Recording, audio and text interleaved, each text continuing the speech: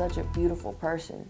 And even now, after his death, we get to know him and we fall in love with his personality and who he was even more.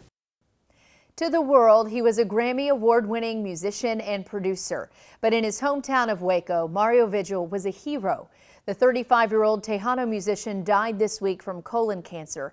But as 25 News reporter ELISA Navarro found out, they want him to be remembered for a different legacy. ELISA?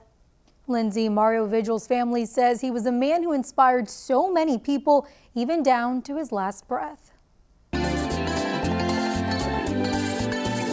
He can play anything he puts his hands on. Like, he's an extremely talented musician. The it factor, he had it.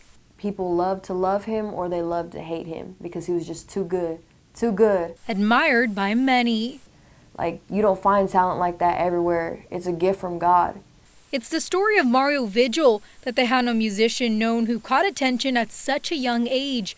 At just 23 years old, he won his first Grammy as a band member of Ruben Ramos and the Mexican Revolution. He wasn't at the front of the stage, but everybody knew who he was. Everybody knew Mario Vigil, the awesome musician who played bass guitar, who played accordion, who played keys, who played all these things. And he always sat at the back of stage and was quiet. He was a warm-hearted person, but he was also so humble. Like, one of the things he said is that in his music, he never wanted to be the person in the spotlight. He said, I always wanted to be the person who made all the other musicians curious about me. Even with struggles of his illness, Vigil's family says he never stopped inspiring others. He could light up a room full of all different kinds of personalities, just with his sarcastic humor, and he was such a beautiful person.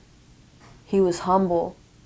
He never wanted to show off. Vigil passed away this week at the age of 35, a tough reality for his family to face. But through his legacy, his inspiration lives on. She said, man, that's my son. He called the shots. He lived by his own rules his whole life. All the way to the end? Yeah.